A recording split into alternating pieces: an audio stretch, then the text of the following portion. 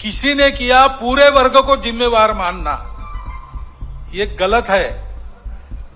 किसी के लिए ये विहित भी नहीं है। सहिष्णुता, सद्भावना भारत की परंपरा है। असहिष्णुता और दुर्भावना भारत विरोधी और मानव विरोधी दुर्गुण है। इसलिए क्षोभ कितना भी हो, असंयम से बचना चाहिए। मन, वाणी और कृति से किसी की श्रद्धा का, श्रद्धास्पद स्थान का, महापुरुष का, ग्रंथों का, अवतारों का, संतों का अपमान न हो, इसका ध्यान स्वयं के व्यवहार में रखना चाहिए। और अन्य किसी से ऐसा हो गया तो भी स्वयं पर नियंत्रण रखकर ही चलना चाहिए। असंयम के बदले असंयम से संयम निर्माण नहीं होता। बैर से बैर की शांति होती नहीं। संयत व्यवहार करना सीखे, क्योंकि सब बातों के परे, सब बातों के ऊपर महत्व समाज की एकात्मता, सद्भाव और सद्व्यवहार का है। यह किसी भी काल में, किसी भी राष्ट्र के लिए परम सत्य है तथा मनुष्यों के सुखी अस्तित्व तथा सहजीवन का एकमात्र उपाय है। और ऐसे चलना है तो शक्ति चाहिए, क्योंकि दुर्बल धर्म का वहन नहीं कर सकते। नायम आत्मा बलहीने न लभ्या, अध्यात्म की साधना बलहीनों को नहीं पटती। ये सारा करना है तो दुनिया में तरह तरह की परिस्थिति है, सशक्त समाज इसको कर सकता है। जो नहीं करते वो अपने आप को कितना भी बलवान बताते होंगे, कुछ दुर्बलता उनके अंदर छिपी है। और इसलिए दुनिया की रीति है, सत्य भी है अपना, दुनिया शक्ति देखती है उसके पीछे की, उसको स्वीकार करती है। बलहीनों को नहीं पूछता, बलवानों को विश्व पूजता। जब भारतवर्ष गिनने लायक बल नहीं रखता था तो हमारे कितने अपमान होते थे, हमारे लोगों को कैसे निकाला जाता था। अब भारतवर्ष की शक्ति बढ़ गई है तो मान भी बढ़ गया है, भारतवर्ष के नागरिकों की प्रतिष्ठा भी बढ़ गई है।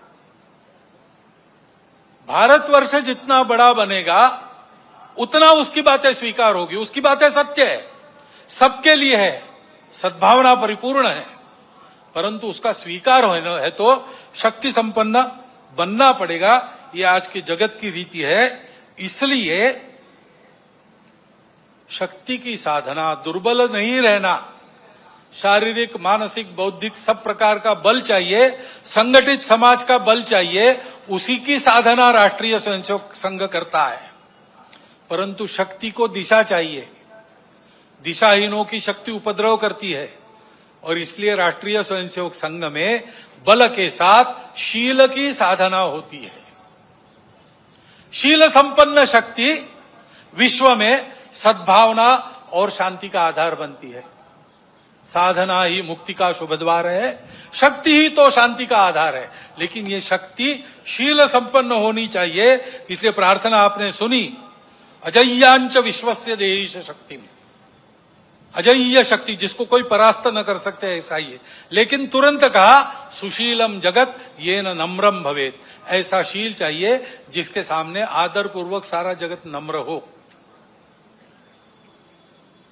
भारत में ये जो चुनौती है सारे विश्व पर जो है, संपूर्ण विश्व की व्यवस्था मांगल्य नष्ट करके अपने स्वार्थी दाव की पकड़ में विश्व को रखना चाहने वाले लोग जो कर रहे और अपने स्वार्थ के लिए उनको साथ दे रहे, वो चुनौतियां उपस्थित करेंगे। उसमें से हमको आगे बढ़ना है निर्भय निर्वैर होकर। इसलिए शील संपन्न व्यवहार के साथ शक्ति साधना महत्वपूर्ण है। आज का पर्व भी ऐसा ही है। देवों ने, सब ने अपनी अपनी शक्तियां एकत्रित कर दी, नवरात्र जागरण किया उसके लिए। उसमें से चिन्मयी जगदम्बा प्रकट हुई और उसके प्रकट होने से असुरों का निर्दालन हो गया, सज्जनों का कल्याण हो गया और विश्व का कल्याण हुआ। इस विश्व मंगल साधना के मौन पुजारी के नाते संघ लगा है। सबको यही साधना अपने परम पवित्र मातृभूमि को परम वैभव संपन्न बनाने की शक्ति व सफलता प्रदान करेगी।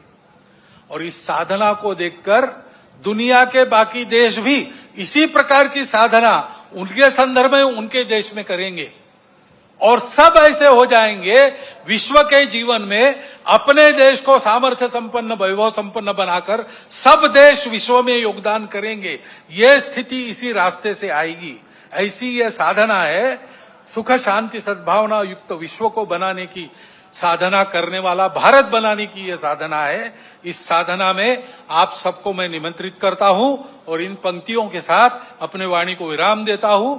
हिंदू भूमि का कण कण होकर शक्ति का अवतार उठे, जल थल से अंबर से फिर अब हिंदू की जय जयकार उठे, जग जननी का जय जयकार उठे। भारत माता की जय।